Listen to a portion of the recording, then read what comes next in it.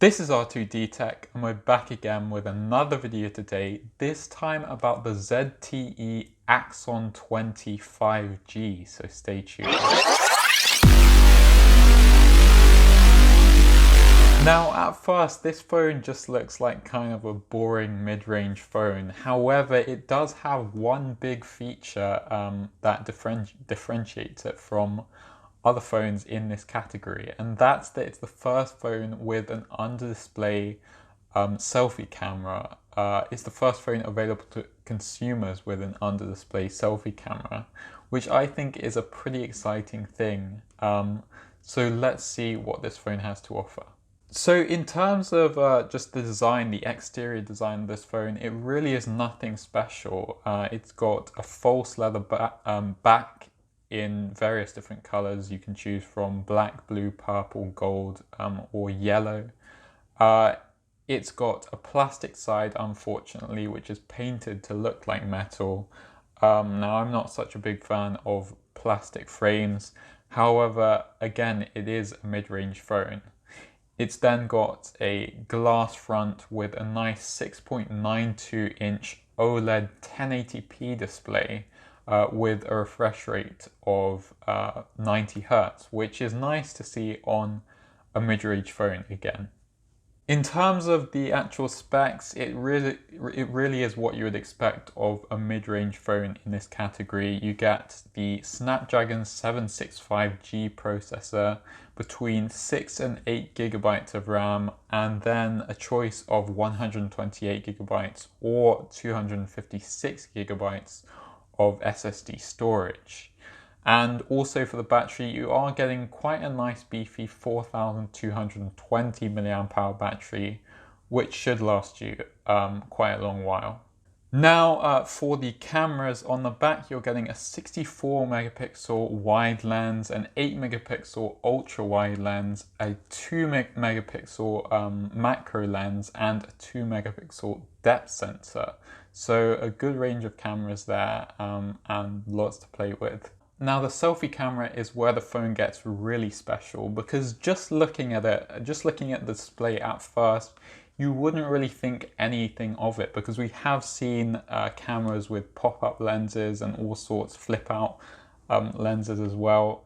So you wouldn't really think anything of it. However, the really special thing about this phone is that that selfie camera is actually underneath the display, which is pretty interesting technology in my opinion, and hopefully we'll see a lot more of it this year. Unfortunately, on this phone in particular, there are two massive problems about how they've implemented it. So how it works is, in the little slot where the actual selfie camera is, the pixel density is half, so there are half the number of pixels in that specific area.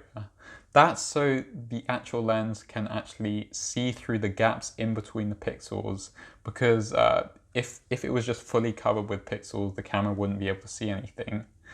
And that presents quite a big problem, because it means that the photos that the camera produces come out quite hazy. Now, they have implemented some software to try and counter this, but it just doesn't seem to work that well.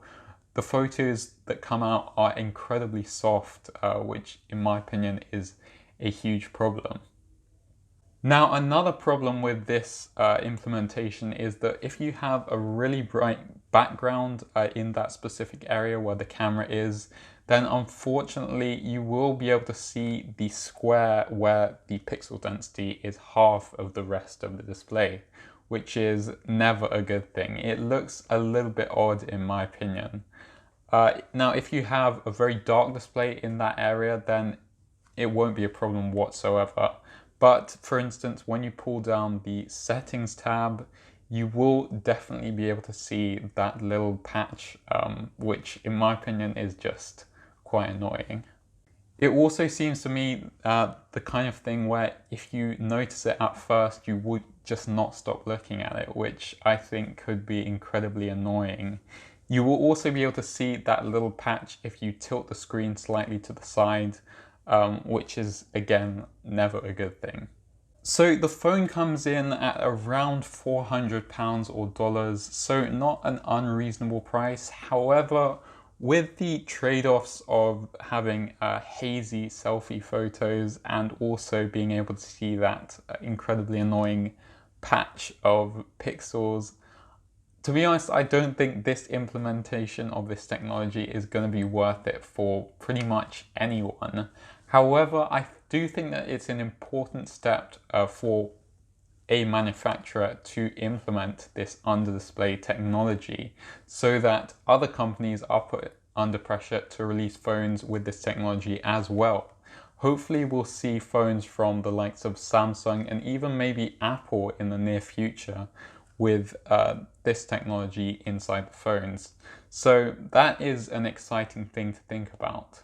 For now, I'd say it's definitely hard to recommend this phone to anyone. If you're really desperate to have a phone with an under-display camera, then I guess this is the phone for you right now.